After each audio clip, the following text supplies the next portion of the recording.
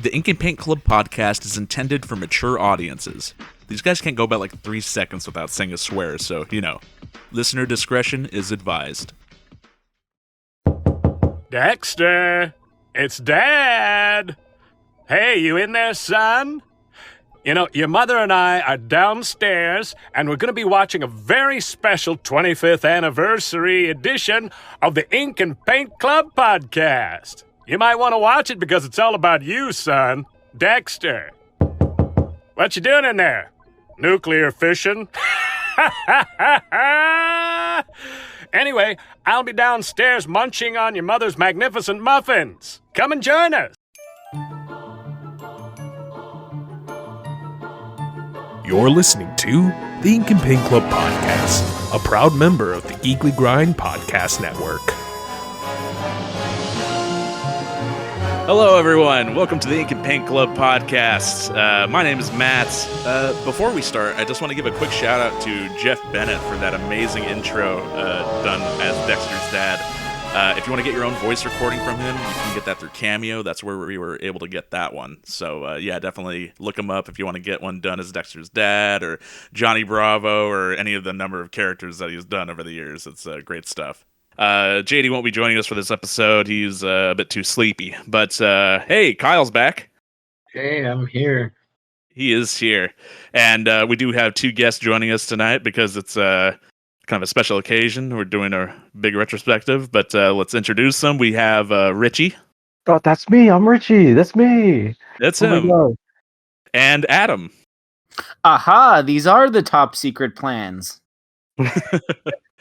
So yeah, we got Adam and Richie on. We had Adam on fairly recently for Infinity Train, and then actually, Richie, I think the last time we had you on was also for Infinity Train, wasn't it? Yeah, it was. I remember that. It was for seasons 1 and 2? Yes. Yeah, it should have been, yeah. Okay, so then we had Adam on for seasons 3 and 4, so sorry, he ended up replacing you. No, it's fine, don't worry. Don't say it like that. I don't take that kind of stuff personally. Anyway, so yeah, we are all here because we are celebrating, I believe it is 25 years of Dexter's Laboratory this year. Actual anniversary passed a couple months ago, but we just had so many other episodes or so many series and other anniversaries that were happening that just kept on popping up in front of it, so we had to put it off for a little bit. But we are finally talking about it on this episode, and Dexter's Labs, it was kind of the first pioneer. Yeah, it was the pioneer. Like, it was the very first. I think it's considered the very first cartoon. I think it was like when they started doing that branding. Like, you could argue that there was shows before it that are honorary cartoons. But I think as far as like official acknowledgement from the Cartoon Network, I think Dexter's Lab's like the first cartoon. It's created by Genndy Tartakovsky, whose work we've covered extensively on this channel. Like, even just fairly recently, I think last year we covered Symbionic Titan and Primal, and then we covered his Star Wars Clone Wars as well. And then I'm sure before I joined the show, JD and Kyle probably talked about the new season of Samurai Jack they did. So Genndy is no stranger topic to this show. So we're finally covering his original baby, Dexter's Lab. Before I kind of get into more talking about sort of production on the show and stuff, we're all in the same age group. We're all 90s kids. I'd probably be a 2000s kid, to be honest. Well, that it extends into that. Dexter extended into that. Reruns and everything. So, just so it's not too chaotic, since there's 4 of us here. If you just want to just kind of go in order, but as far as Dexter's Lab goes, growing up, watching the show. We'll start with Kyle. Was this, as far as cartoons go? Where would you place Dexter on your sort of like your favorites or your, as far as your rankings go, I guess. It's a tough one, man. I think a lot of them are great. I even like Cow and Chicken, all right? What about is Mike Lou and Og your number one? Oof, I forgot that existed. But I think a Well- lot of people did. He No, saved a this special is- spot for Squirrel Boy. That's not a Yeah. cartoon, is it? No, it's not. I think wasn't that when they started doing Cartoon Network originals or whatever? It was like That is a good 2007 question. era. That was like the Yes era of Cartoon Network. Because that's the one distinction between Cartoon Network and Nickelodeon. Like, Cartoon Network had cartoons, Nickelodeon had Nicktoons. After a certain point, Cartoon Network stopped branding their original programming as cartoons. But as far as I know, I don't think Nickelodeon ever stopped. So I think every cartoon they've put out in house Ooh. since the 90s is considered a Nicktoon. It shows Billy and Mandy was the last cartoon. It was, yes. Okay, well, that makes sense. And honestly, that's fitting because I think it's also celebrating anniversary this year, so we might be covering that later in the year. We might have something even bigger than that, hopefully, but we'll stay tuned. But yeah, sorry, just to get back to it. So yeah, Kyle, your history with Dexter's Lab. It's funny because when I was a kid, we first got satellite TV pretty early. But I remember we had Cartoon Network, and that was like a new channel. So that was pretty interesting. And that was with, at that time, they were playing SWAT Cats and Tasmania and all that kind of shit. Sure. Pretty interesting, man. But no, I really like Dexter because I had watched What a Cartoon Shorts, and I really liked it. So to see it go on and get a show was pretty exciting. And I don't know, it's a funny show for kids and adults too. Yeah, no, I definitely agree. I feel like the humor is still like held up pretty well, like at least in the Tartakovsky era episodes. We'll talk about the other era episodes, as a little aside later on as well. But Because you can really tell they're just doing what they're doing. Like a lot of the Justice Friends, you can see a lot of nerddom in it because it's like straight Avengers and shit. yeah, And, I don't know. It's around that time.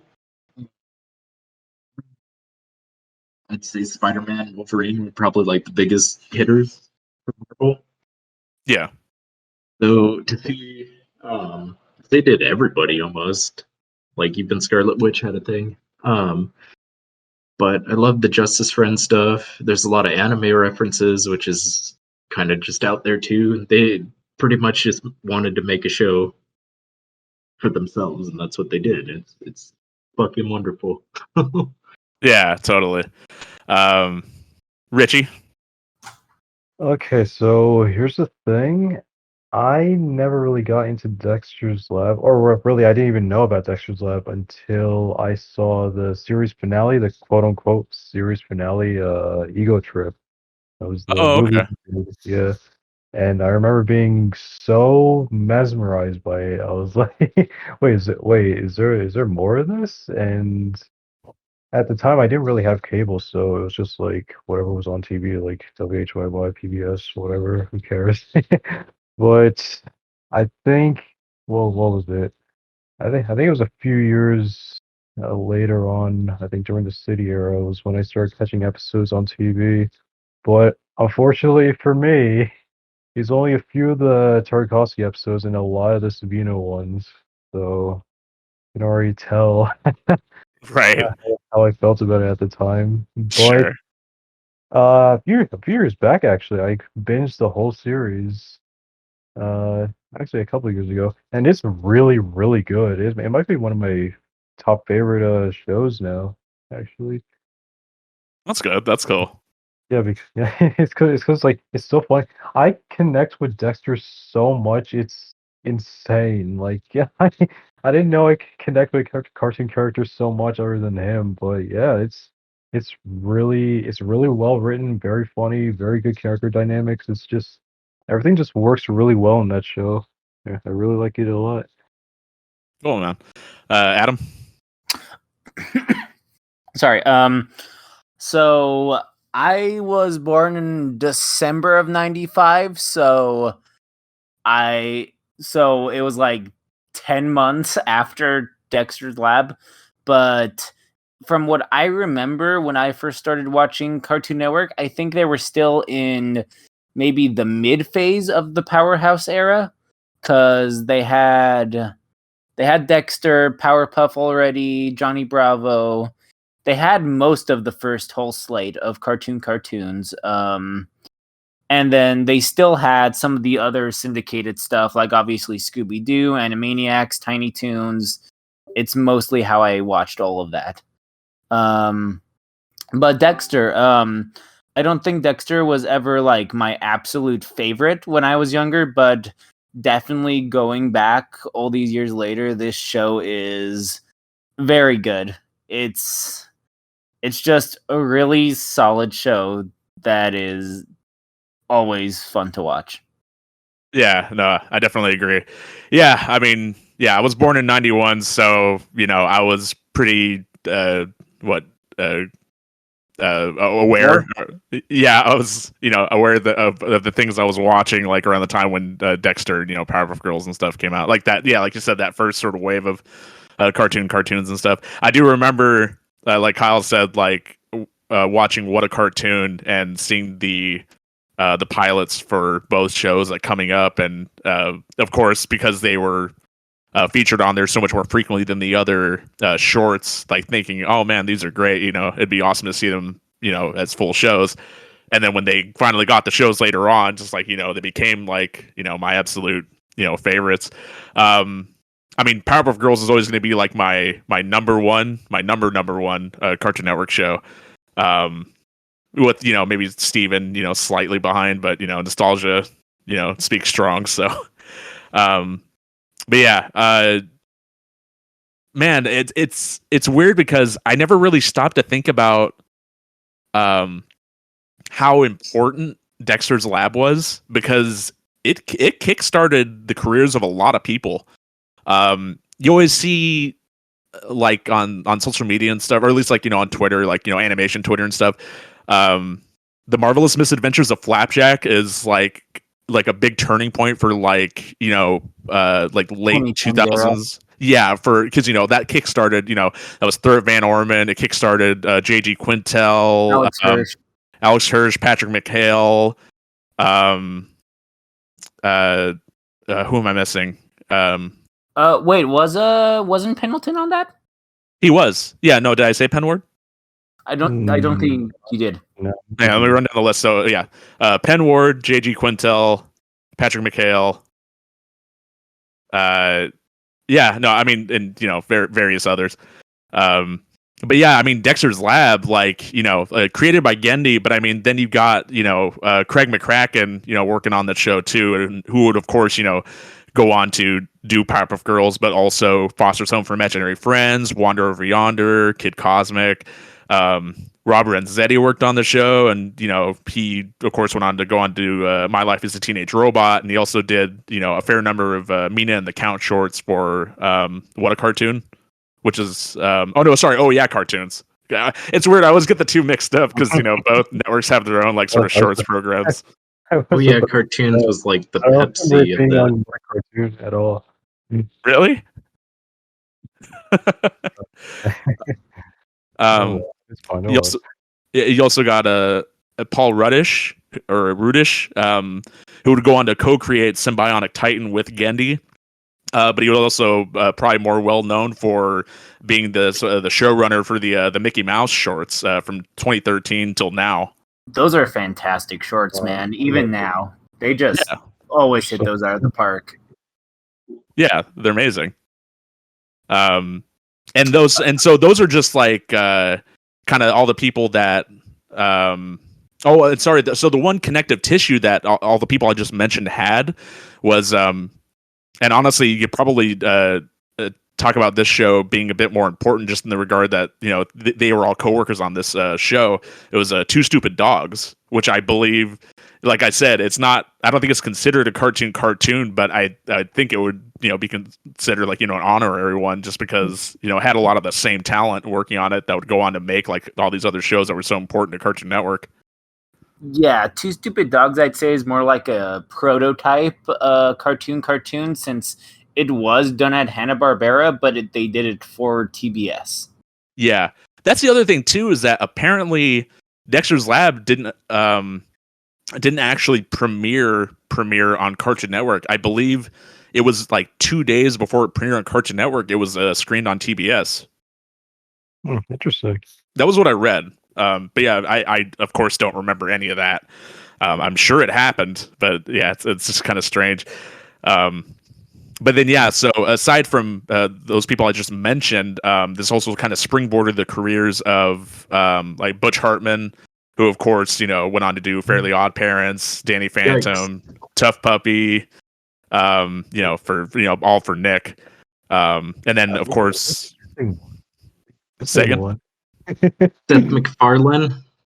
Yeah, Seth. This is the other big one. Yeah. Who's of course most well known for Family Guy, American Dad. I mean, Never heard of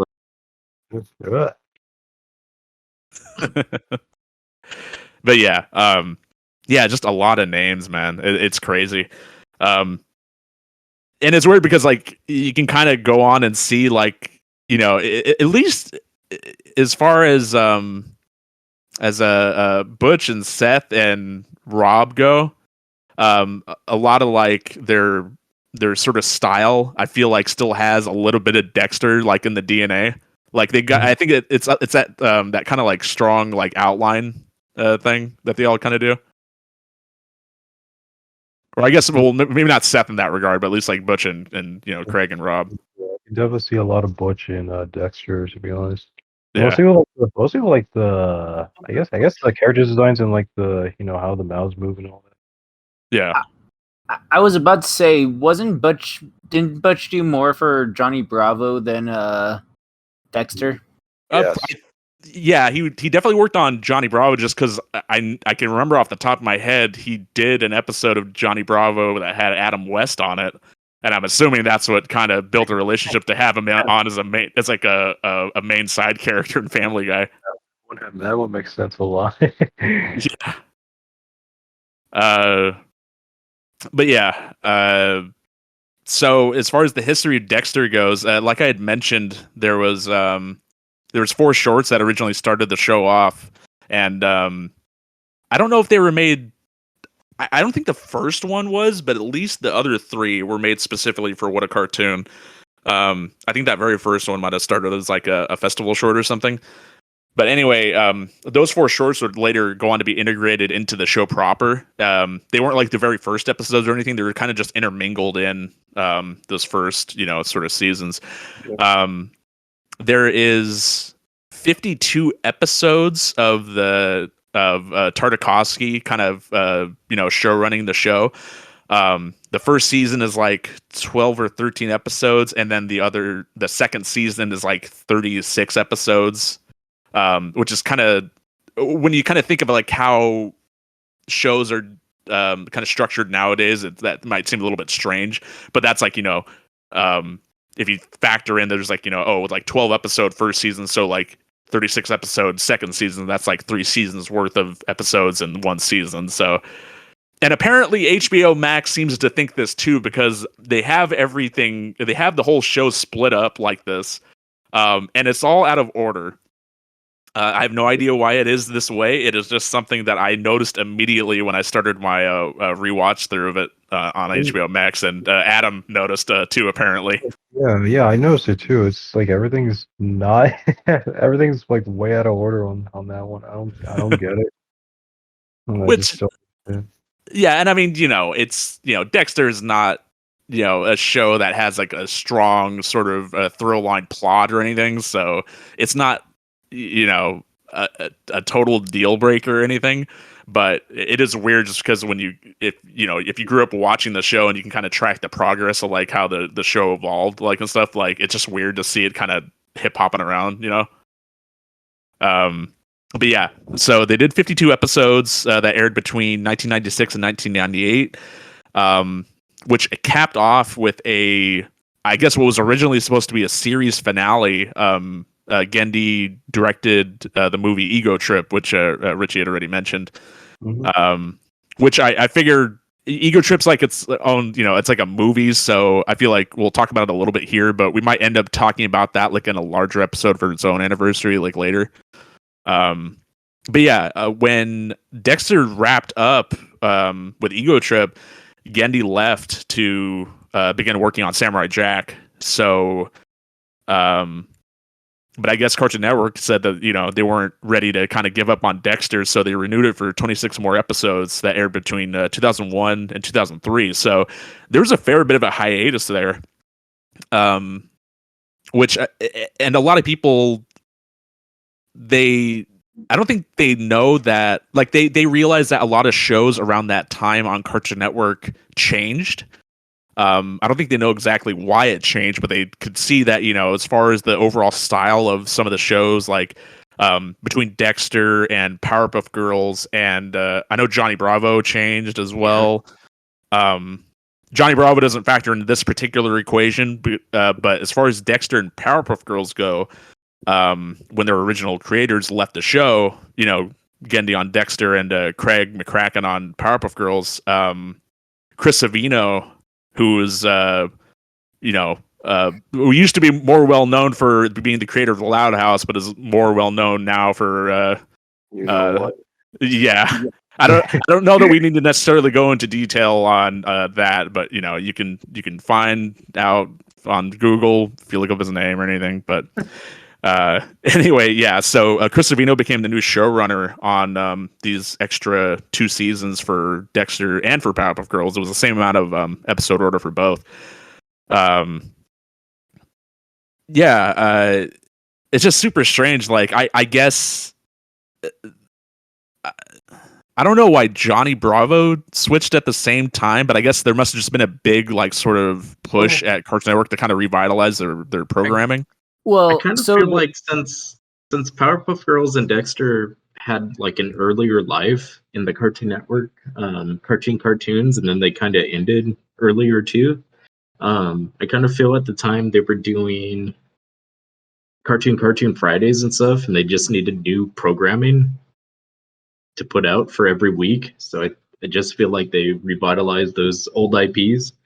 I think outside of that, I think Cow and Chicken and Mike, Lou, and Og might have been the only ones that weren't revitalized. But they were also used in the bumpers a lot. So that's weird. Did they not have that much programming back in the like really early 2000s? If they took out Dexter and Powerpuff?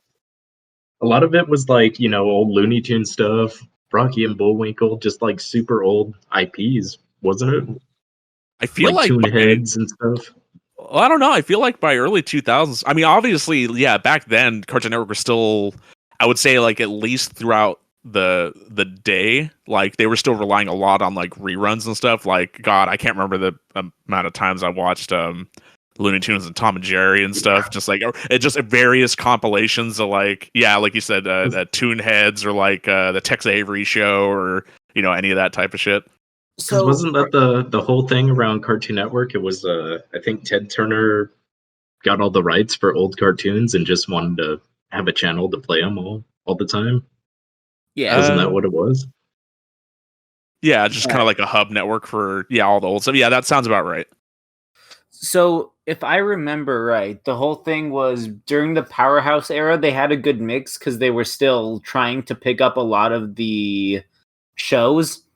And then when CN City era came around, they basically had pretty much built up a good amount of original IP that they were showing most of them at that time, like with the exception of like some stuff still like really early in the morning that they would show for like Scooby-Doo, Looney Tunes stuff. because you got to remember, Adult Swim didn't come until like 2001. right? Yeah. Yeah. Pretty sure 2001. Yeah, like there was inklings of Adult Swim there, like a Space Ghost existed and stuff, but like the network itself didn't actually exist until 2001. Did like O Canada, and that had some pretty rough stuff in it. Yeah, like I said, like there's little hints that they were going to be kind of dedicating a portion of their network to that sort of thing, but until then, like yeah, it was mostly just reruns of classic cartoon programming. So yeah, okay. In that regard, yeah, I guess that would make sense that they would want to bring, because yeah, for Dexter it would have been like, I think what was it, a 4-year gap. I think for Powerpuff Girls, I don't know if there was that big of a gap, because I think they did the Powerpuff Girls movie, and I think that must have been the last thing that not Tartakovsky, McCracken did before he moved on to start working on Foster's Home. So I guess that might have just rolled right in, because if I remember right, the style of the Powerpuff Girls movie, does it use the revised style from the seasons after it, or does that stick with like the classic like era? The thing I is, feel like it's rehauled. It's the rehaul, yeah. Yeah. I mean, I did see a few deleted scenes from the movie because I got the DVD recently. It feels very reminiscent of like the newer seasons, but at the same time, it kind of tries to maintain the older feel, I think. Sure. Yeah, something like that. Yeah. Well, anyway, yeah. So that was kind of the history of like Dexter's sort of airing history. It would of course go on on and off like reruns and stuff, and then now on cable at least. Does Boomerang even exist anymore? Does this still show old cartoons or what? Like, Does it shows them in very shitty 16:9, but they do every now and then. oh. Yeah, I can imagine. It's very stretched out. It is bad. It's very bad. Of course it is. But yeah, nowadays you could, more likely just catch it, on streaming on, HBO Max. Even though the episodes are out of order, it's all mostly there. And I'll definitely go into that. I do want to kind of just talk about, because I feel like, we're talking about Dexter, we obviously got to kind of mention like what our favorite episodes are. Kyle, if you have any, specific, favorites or anything. I do. What is it? I think I think it's called the Parrot Trap or something. Oh my God. My all-time favorite one. I think a lot of people share that same choice. Like honestly, that's high up on the list for me too. If not my one of my fucking top favorites. Like, God, what a fucking perfect episode. Whenever people say when shit lives in your head rent free, or whatever, the stuff you always think about, I just think of the parrot just going Dexter's secret, Dexter's secret, Dexter's secret. And I just keep thinking of that. Worms and plastic minnows. Yeah. It just reminds me of that Hey Arnold episode. I don't think. Sorry. Oh, go on. Oh, I don't think I can remember how many times me and my roommates have just like all of a sudden quoted out of nowhere the Florida Everglades. Yeah. I mean, God, I think that whole, I think in that episode specifically, the exchange between the parrot and Dexter's mom, like when the parrot's repeating everything the mom says, but like every other line is switching it out for something else. Like, I think that might be one of the singular like best bits like in the whole show. Like, no, I think the funniest is where the parrot's yelling at the dad and he's just cowering, pulling away. I'm sorry. You're a stupid girl. Get out, get out, get out. Don't touch anything. Yeah, I fucking love that. Yeah, So that great. actually is probably better. You're right. Yeah, fucking Parrot Trap is definitely a top tier episode. I like the whole is it the Voltron? Was that the series finale other than Ego Trip? The one with the monster in Japan? Oh, that was like one of the last episodes they did. Yeah. The last episode's the one where with the foreign exchange student program. Okay, because I really like that one too. I just think that's a really neat one. It's not really funny, but it's really neat. I think Um, it's great because it's the only episode of Dexter that's like the whole episode is like one plot, because I think that's something I forgot to mention is that the typical structure for an episode of Dexter is that you get like a 7-minute Dexter episode, then you get and this is really only prevalent like in the sort of early Dexter. Like even later on, like in the Tartakovsky era episodes, they weren't doing too much of it. And then by the Savino era, it was completely out. But they were doing like Justice Friends, which was, like Kyle mentioned, it's, big Marvel, fucking spoof parody. And then you have Dial M for Monkey, which is kind of similar in some ways, but it's more like Justice Friends is more played for laughs and stuff. And Dial M for Monkey is more like actual like kind of. I mean, there's obviously there's comedy and stuff in there, but I would say it's a bit more action oriented. I remember reading somewhere that a lot of the early cartoons were kind of almost variety shows. Because like Two Stupid Dogs would do an episode of Two Stupid Dogs, Secret Squirrel, and then kind of go on. Johnny Bravo had like Johnny Bravo, and then they would do Jungle Boy and do like something else. Oh my god, I totally forgot about Jungle Boy. I totally forgot that was a fucking thing in Johnny Bravo. I know. And then like I Am Weasel did like I Am Weasel, or it was Cow and Chicken and I Am Weasel. They kind of did it like almost a variety show in a sense. Yeah, and that was special because they would eventually spin off. Like they had so many segments of I Am Weasel. I think they actually gave it its own like time slot, didn't they? They gave it its own show. Yeah, I remember that. And I don't know that they did anything like specifically for the show. I think it was just a collection of all the shorts they did for Cow and Chicken. I think it was a mixture of shorts and then like new episodes, because at one point they put the red guy from Cow and Chicken into I Am Weasel also. Okay. Yeah, I fucking love him. But other than that, I can't really think of other favorite episodes. But I know different like jokes, like well, there's also the one with the Blue Falcon. That's a great one too. Yeah, that one's great. But just the jokes were like the dad has his head buried in the yard and he's just feed me, feed me. Or like the coffee thing where they hadn't had their coffee yet and they're like fucking demons. Yeah. Yeah, and then he's like, why haven't you told me about this lab? I love Labrador retrievers. Just dumb shit like that. I love the jokes, but other than that, that's all I got. Sure.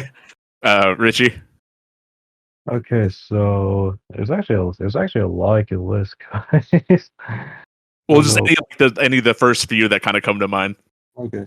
Well, I really do like, even though Dexter's is kind of this like big brain boy genius or whatever, I do like the ones where they kind of play with this like actual childishness and naivety. So Sure. stuff like Tribe Called Girl or like Dee Dee's Room, I really like stuff like that where he's just kind of out of his element, like actually doing like actual kid stuff. Sure. Oh well, what other ones do I like? I like the Muffin Man a lot. I think that's what it's called. Oh yeah, the one where their dad is the kids are tasked with protecting a pan of muffins that mom just made, and he's trying to like find ways to kind of sneak in to get a muffin. Yeah, I think that one's really funny. I like when they put like Dexter's dad like the center of like some of those episodes. Some of those are really funny. He's a great character. Yeah, no, Dexter's dad's great. His performances are great and stuff. And this is like I think this might be like the first like big thing he was in.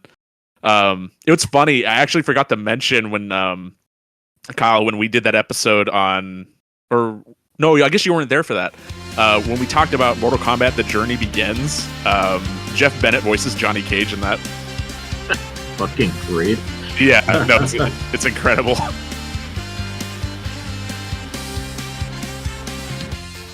Jeremy Snow here, owner and editor-in-chief of The Geekly Grind. I'm interrupting your awesome, regularly scheduled programming to ensure that you know about our Geekly Grind podcast network, of which this show is a treasured member of. If you haven't had a chance to check out our site, you can do so at www.thegeeklygrind.com, and while you're there, check out the other members of our steadily growing podcast family, including the anime-centric Blake and Spencer Get Jumped, discovering new heroes and comic book keepers with Chris and Lance, exploring the vast universe of geekdom with Geeksploration, or of course appreciating animation's finer details with the Ink and Paint Club. Escape your weekly grind at the Geekly Grind.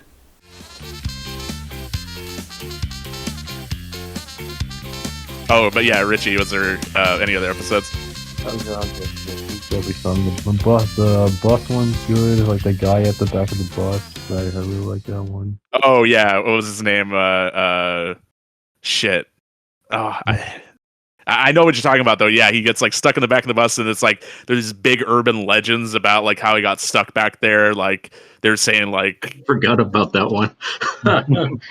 yeah, but like I think the big joke being that like he fell asleep in the back of the bus with like some gum in his mouth, and it got him stuck, and he's been there for like 30 years, and he's survived the whole time because his shoe fell off, or his shoe flew off, and like his toenails grew out, and he's using it to like rake in snacks, and it's like such a gross visual, but like the payoff to that with after like all the different sort of urban legend bits it's really fun.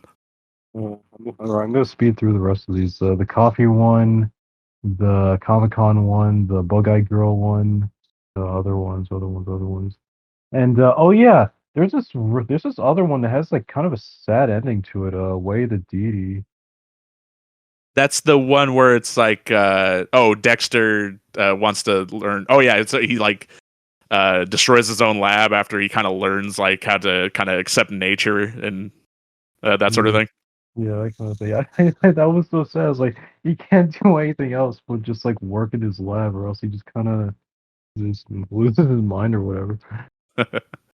I did just look it up, and yeah, you're right. It is Tom Kenny as Val Hallen, so that's egg on my face. Whoops. But Fine, we all make mistakes. I think I think both of them also voiced two halves of the Puppet Pals, right?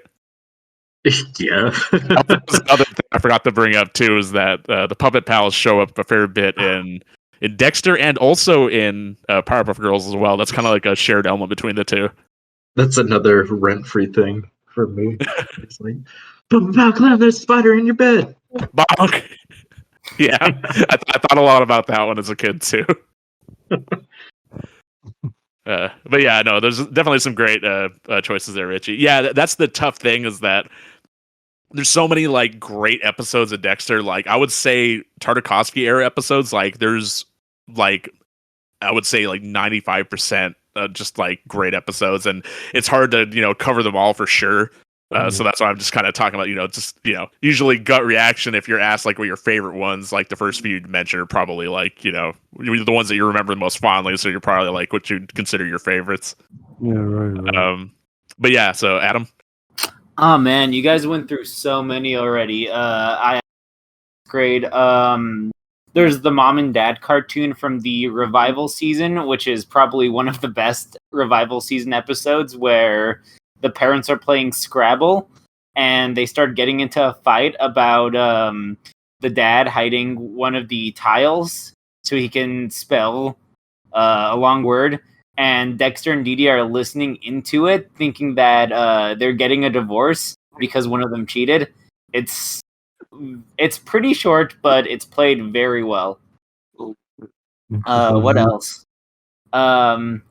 I'm not usually a fan of these kinds of episodes, but the episode where Dexter and Dee Dee turn their parents into kids again, it's really funny just for the fact that like the dad as a kid is such an asshole. He keeps on hitting the mom. Yeah, he's just like constantly hitting the mom or pushing her and just being like a total asshole about it. It just gets me for some reason. And I'm so glad no one else said this, because one of my absolute favorite episodes that wasn't mentioned yet is Dexter and Computress Get Mandark. Oh god. Yeah. That was an amazing one. That was cool. I like that one.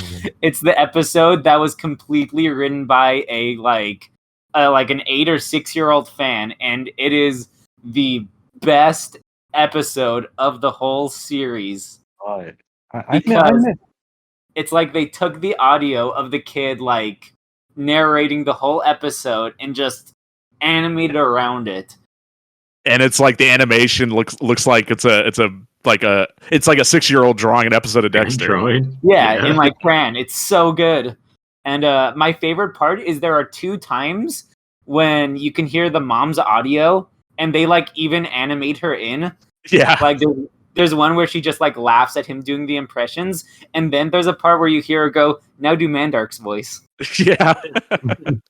That was really cool. I miss when they used to do stuff like that, like certain shows. Yeah, I always wondered about that episode. I'm like wondering, the kid that, sent in that audio tape, like what his reaction must have been to seeing that episode come out. Like if he could like brag to his friends, like, yeah, that was an episode of Dexter and that's my voice in it and stuff. And like, if nowadays if like, he remembers it fondly, or if it's just like one big reminder to like, how kind of, like when you do, funny stuff as a kid and stuff, it's one big time capsule, You should absolutely be proud of that. That is a crowning achievement right there. Yeah. It's so good. Was there any other episodes you wanted to bring up? No, I think you guys got like most of them. Okay. So, there is one more I can bring up. Which one? And this is from the revival series too. It's the Pink Panther parody where Dexter and Didi are like painting the lab. Yeah, you know what? As far as the Savino era episodes, that one is definitely like one of the stronger ones too. I actually did enjoy that one. That one always stuck with me for some reason. I really like that one too. Yeah. Oh, sorry, that did remind me. They have the Wacky Races episode in their revival season. That's also pretty good. That one's also a really good episode in that too, just because it's like one big crossover between Dexter and Just His Friends and Dial M for Monkey, and yeah, that's another really entertaining episode. I remembered one. Yeah, there's the Dungeons and Dragons one. That one's really fun too. That one's pretty fun. It's the rare instance where Dexter actually has friends. Yeah, and it's weird. He always has like, it's never consistent. Douglas. Yeah, there's Douglas. There's like the kids from the Dungeons and Dragons one, which they actually do show up in one of my favorite episodes, and we'll get to that. But anyway, yeah. So I guess I'll kind of list off some of my favorites here.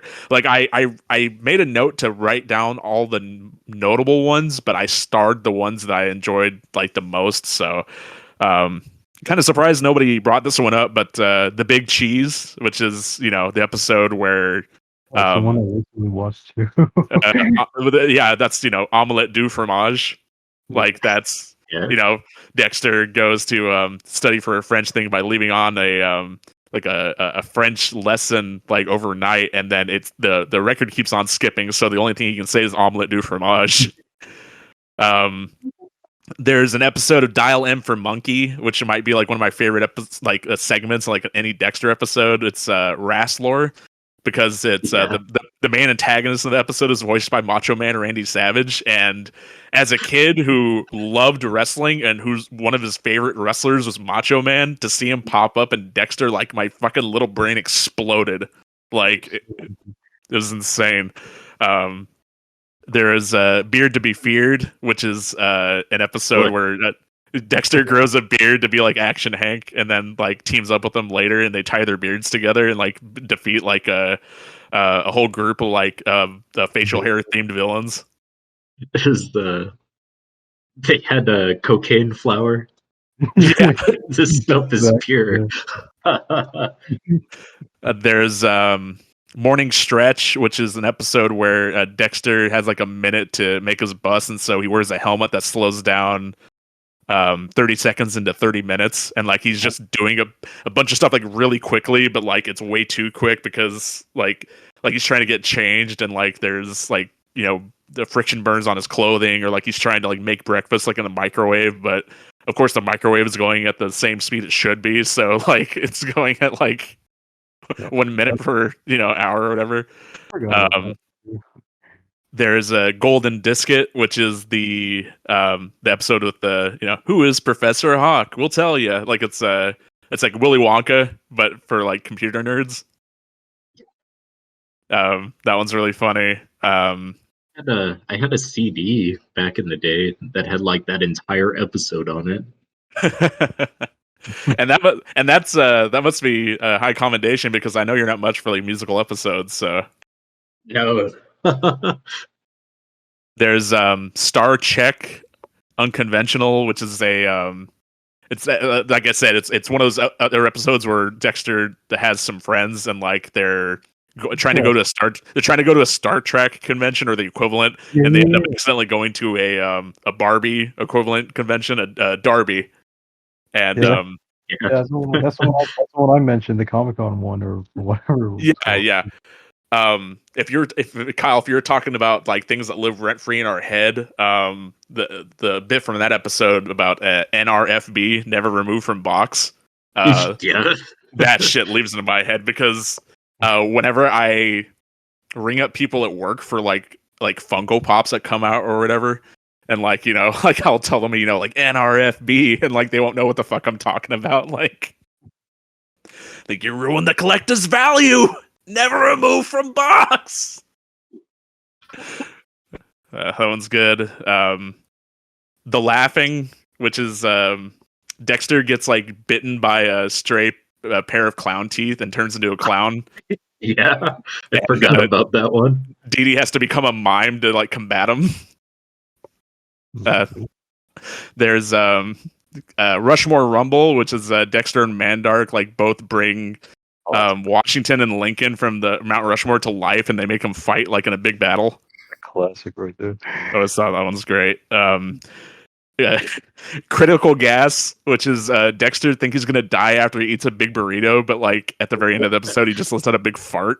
I didn't want to bring that up because I don't know how you guys would have taken it, but I also really like that one.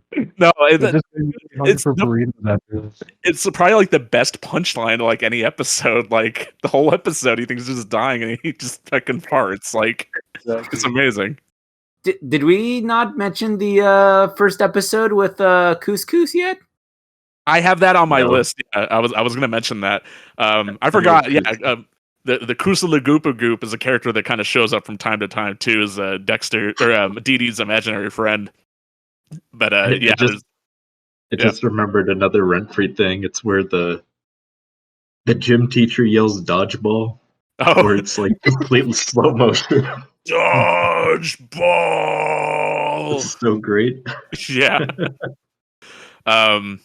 Trapped with a Vengeance, which is just one big Die Hard parody.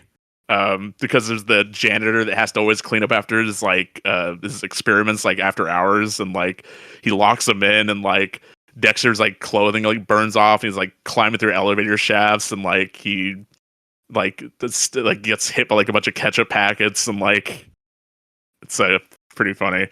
I heard at that point, so that actually makes a lot of sense now I think about it. Yeah, I mean, of course, as a kid, I never realized it, but yeah, no, now I was just like, oh shit, this is just Die Hard. Like, it's incredible. There's an episode called Dim, which is like an almost wordless episode except for the very end, but there's one light bulb that goes out in Dexter's lab, and the whole episode's him just trying to replace it. Like, he goes to like buy the light bulb and stuff, and I feel like this episode kind of shows off like very well. We've kind of talked about it with other Tartakovsky shows and stuff on here before, but he's very good at sort of like letting a scene breathe and stuff, and like kind of letting an episode or a scene develop without having to use much in the way of like dialogue. And I feel like this is kind of like the very first instances where like it's just like shown off as being like a primary element. It's just cool on that alone. And then, of course, the punchline at the end of that episode being like the rest of the lights in the lab go out after he replaces the one. Let's see what else here. Just an old-fashioned lab song, which is the episode that Paul Williams guest stars on as his piano teacher. Like fucking, here comes inspiration, and they have like the little like sing-along bit in that episode. I feel like I remember. It's been a And while. yeah, so Paul Williams, of course, he was like, works with the Muppets, and he's worked with like Daft Punk, and like he's like a very well known pianist. Penis. There's an episode called it's I can't it's the word backwards, so it's like straw cab. Yeah. Yeah, so Ooh. Dexter's wearing a belt that makes everything he everything he does goes in reverse, and like Love the whole the ending episode. of that one. Yeah, Oh, that's going in reverse, right? yeah, That's another run-free thing where in the very end where he just keeps making her fall. yeah. It's like, ooh, yeah. It's just like, Yeah. God, the thing I think about that most from that episode is there's a scene where he's like eating a sandwich and drinking a glass of milk like in reverse. Oh, yeah. And he just pushes it away or something. He's Yeah. sick from it. There is the Continuum of Cartoon Fools, which is a very, like, if you're going to show anyone an episode of Dexter's Lab that kind of represents what the show as a whole is about, I feel like this is the one, because the whole episode is just Dee Dee keeps managing to find ways to get into the lab, and like Dexter just keeps on like getting her out. Really? And by the end of the episode, it's just one big like, did you end up, or did you get in this way? Did you get in this way? Did you get in this way? I always like that episode for the very end, which is just like this big monologue from Dexter, because he ends up locking himself out of his lab forever, and he just has like this big monologue of how he's been made a fool, and like Dee Dee's outsmarted him and blah blah blah. But like the monologue stretches out into the end card, and like he like shows up in front of the end card, like he's crawling on the ground and still talking, and like the orchestral music like swelling and stuff. Like I always thought it was a very fun ending. Let's see. My other start episode, because of course a lot of the stuff that you guys mentioned already, or we've already talked about, but there's also Labretto, which is Dexter and Dee Dee's origins told in the style of an opera. Yeah. Oh my god, I forgot about that one. Yeah, and I really like the music in that one, and I feel like just the idea of telling their origin story with like the backdrop of it being like a stage show, like an opera, because even with like the environments and stuff, they keep on like wheeling in like the backdrops and like props and stuff, and it's a very neat sort of idea for an episode. It's so fitting for that like whole like show in general. But yeah, those are, of course, there's tons of other episodes, but it's hard to cover every single one. But I thought of the arm wrestling one. That was a good one too, with the dad at the truck stop. yeah, no, that one's great. Like, again, Dexter hits his dad with chloroform so he can graft a big ass robot arm to him. Love that. Made out of parts of the car, which is like undergoing repairs already. No. So I want to bring up some episodes that you won't be able to see on HBO Max. So we already mentioned Ego Trip, which is it's a movie. It's like 50 minutes long, I think. For some reason, Ego Trip is not on HBO Max. I have no idea why, but it's a very important part of Dexter history, so it absolutely should be. Two other episodes that are not on there. Well, I guess segments. There's an episode of Dial M for Monkey, which is not on there. It was an episode called Barbecuer. And basically the plot of the episode is it's a big parody of Galactus and the Silver Surfer, but it's the Barbecuer and the Silver Spooner. And as far as I could tell, I thought that the segment was taken out of rotation. It was because Silver Spooner is kind of like alleged to be like kind of like a gay parody character, which I can kind of see, but also like Crunk is like drunk in the episode. Like they don't explicitly say he's drinking, but he's acting like a drunk and stuff.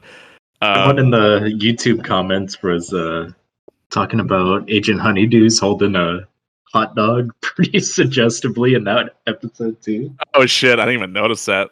Um, but yeah, Kyle brought it to my attention that apparently it was neither of those things. I think it was actually legal trouble with Marvel, which is very strange to me because I mean, basically, Justice Friends and Dial M for Monkey, they're both like just really big like Marvel parodies and satires. So I don't know why it was this specific one that must have not done. It must have been like specifically the team working on Silver Surfer or something must have been pissed. Like I can't really think of any other reason.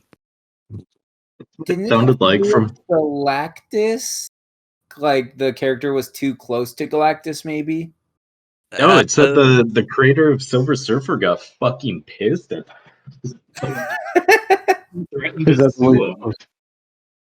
Yeah, and I guess that must have meant that the creator must have been still working at Marvel because, as far as I know, that's all like contract for hire stuff. So I mean, you know, the corporations own the characters. After the comics business is a weird fucking thing. I'm not even gonna go into that here, but See, that's the thing is, like I was telling you earlier, that falls under parody law.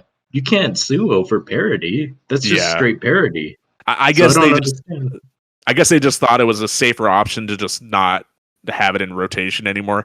So if you go on HBO Max, there's a segment. Actually, one of you brought it up. It was the episode where Dexter finds the Labrador and is able to make it talk. That episode shows up twice on HBO Max because they replace that segment of Dial M for Monkey with that segment of Dexter. And then aside from that, we definitely have to bring up because it was lost media for a long time, and it was only as recently as 2013 that we finally got to see it. Dexter's Rude Removal,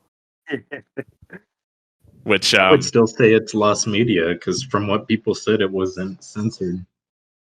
yeah, I mean, you know, it is what it is. Like I get why it's censored. Like, but yeah, as far as what the episode is, the plot of the episode is that Dexter invents a machine that takes all the rudeness out of him and Dee Dee, and it's called a rude removal machine. And it splits them off into like two different beings. There's like the goody two shoes versions of them, which are like inexplicably British. And then they have like the rude versions, which are like they're really trashy and like they're constantly cussing and like, you know, being like, you know, rude and stuff. New Yorkers. Yeah, yeah, I guess they just turn them into New Yorkers. But yeah, so yeah, the episode is chock with just swearing and cussing, and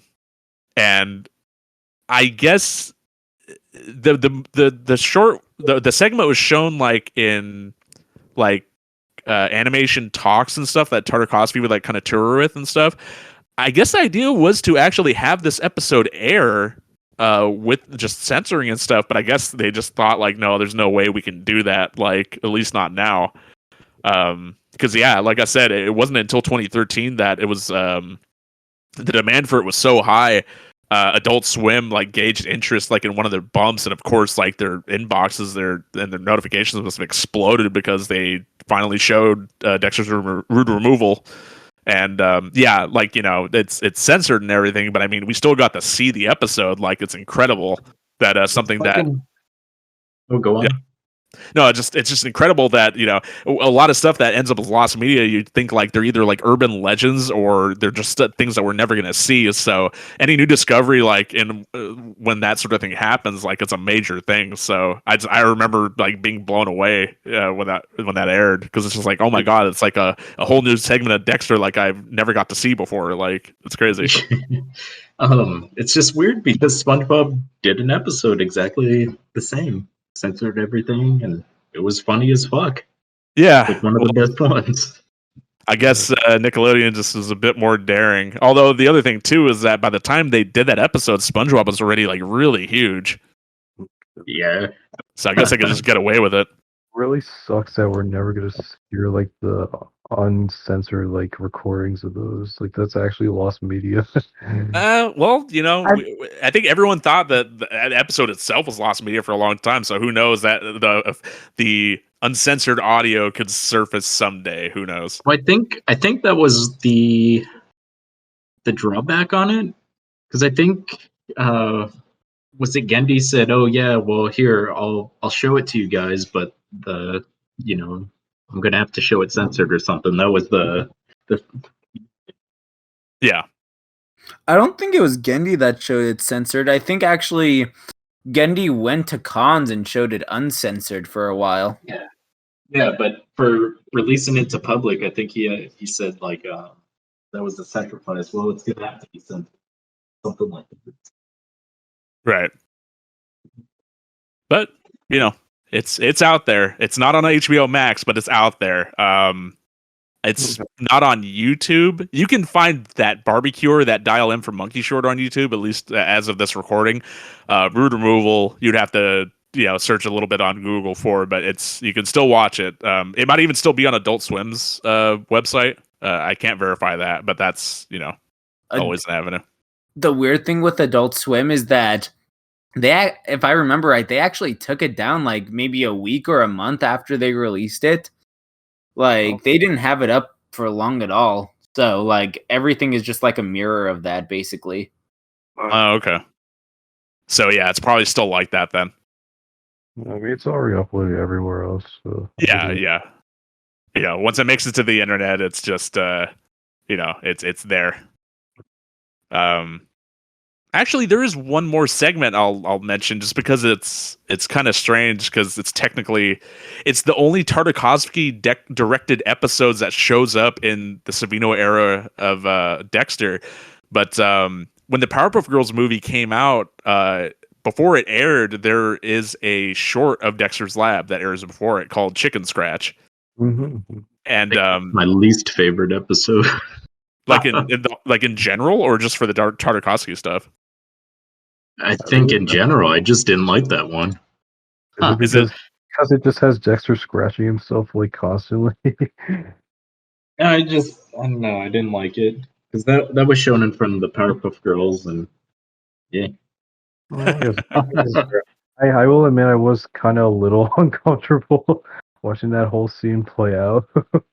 It's definitely an uncomfortable thing to watch, especially because they have a bigger budget because it's a theatrical thing. So the animation in the short is very well done, but the subject matter that it's kind of thrown behind is so gross. Like yeah, it's him scratching the whole time. Like it's terrible on the ears and it's terrible on the eyes, but it looks like very good, like animation wise.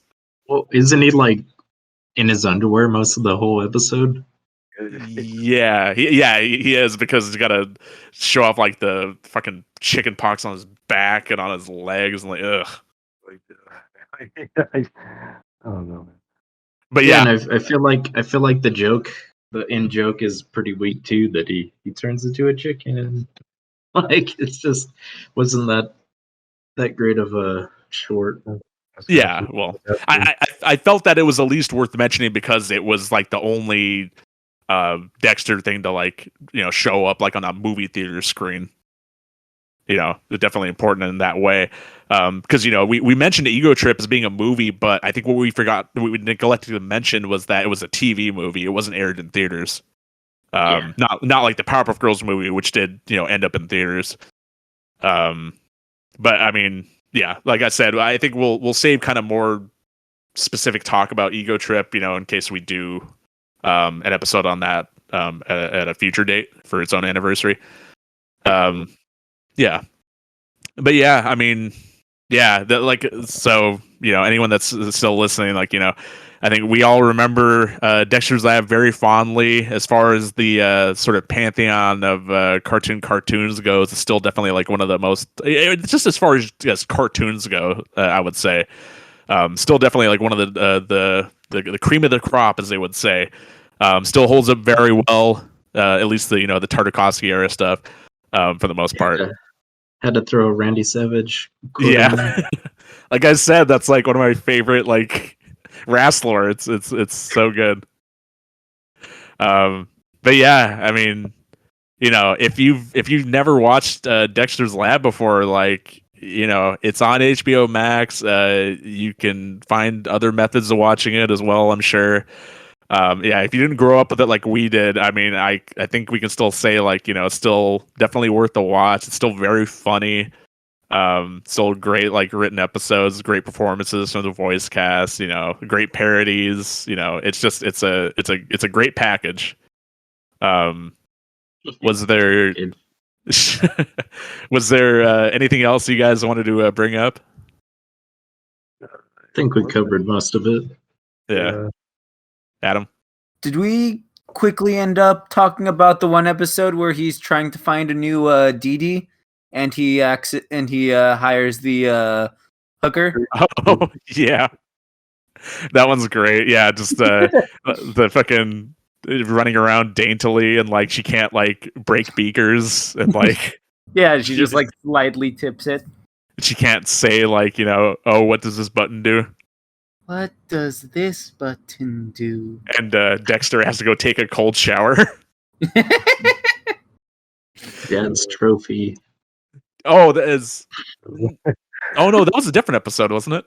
That was a I different know. one. I'm thinking of That that was- right now. Yeah. God, like I just had to keep on iterating. There's so many episodes that are great, but I mean, we would be here for much longer if we went through every single one and just talked about like our favorite jokes or anything like that. Like Kyle said, there's a lot of stuff from this show that lives. If you grew up watching the show, it lives rent free in your head. Like, Yeah. Well, There's too much. didn't he have like a Russian assistant? he Like, did sometimes. in an episode where it's like a 007 parody where he's trying to infiltrate a photo lab because Dee Dee takes a bunch of photos of the lab like on a disposable camera, and the joke being that when they get them developed, like she had her thumb in every shot. Yeah. But yeah, she has like Swear. he has like a German assistant or whatever in that episode, and like there's my favorite thing about that episode is that he goes to have a fight with one of the henchwomen. And he takes her helmet that has like her name on it, and like he's wearing it around, and people think like he works there. Like, I swear that lady pops up a couple times. she might have popped up like one or two other times, but that's the main one that I remember her being in. I have to look it up. No. But yeah, and even though we kind of glossed over like the Savino era episodes, like I would still say that there's there's some fun things in there. They do a lot to kind of develop Mandark a lot more, and we didn't even talk about Mandark a lot. I think we talked about it in the context of that episode the 6-year-old did, but I think they have a lot more content with Mandark in that era than they do like in the Tartakovsky stuff even. Yeah. They do a lot to develop sort of his backstory and like his parents and stuff. And it's weird because as much as they go to the lengths to show off his parents, his sister never shows up in any of the Savino era episodes, even though it's established that he has a sister in the Tartakovsky era stuff. I never understood that. Yeah, it's super weird. And actually in that episode, it's like one big sort of like retelling of the episode where Dexter met Mandark. But it's just flipped on its head because it's Dee Dee and Lala Vava, that was her name. And it's like it's about them doing ballet and like robot suits and stuff. But then yeah, you got like all the Mandark stuff that came later that kind of retconned it, where Dexter sort of like made, because Mandark's birth name is Susan, and like when before he moved into Dexter's town, he's like dressed like a girl and kind of looks like a girl and stuff, and so it's just kind of like a straw broke the camel's back situation where Dexter instigated it, and like Mandark just turned into this full blown villain. Which, like I said, we brought up Ego Trip, and the whole plot of that is 4 different like timelines of a Dexter and Mandark, and like they're just like sort of fighting each other, trying to write the timeline and stuff. And yeah, it's just any of the Mandark stuff is always fun because it's having like a main antagonist for Dexter is definitely it's a fun concept, like just another genius. We need to get Eddie Deason some more work. Is that the voice actor? Yeah. Yeah, I mean, talk about the other stuff that lives rent free in your head. I mean, God, Mandark's laugh, very iconic. Good. There's a whole episode in the Savino era where every sound effect in the episode is the same rhythm as Mandark's laugh, and God, it's that. Yeah, it's a bit irritating, but it's a fun concept for an episode. I feel like I remember that, but maybe I phased it out of my mind because I hated it so much. But yeah, as we all know, Savino went on to do worse things than direct those last 2 seasons of both Dexter and Powerpuff Girls. So, yikes. Anyway, yeah, that's a retrospective on Dexter's Lab. Definitely go watch it if you've never watched it before. If you grew up watching it, you should rewatch it because it still holds up very well. It's very funny, very well written, very well performed. It's the whole deal. Thank you for listening to this episode of the Ink and Paint Club podcast. I'd like to thank Richie and Adam again for joining us for this episode in JD's Seed. And we'll catch you guys on the next episode. Thanks for listening. You can find all the links to our social media pages in the episode description. Follow us on Facebook and Twitter and join our Discord. You can listen to us wherever you get your podcasts. The Ink and Paint Club is happy to be part of the Geekly Grind Podcast Network. We'll see you next time.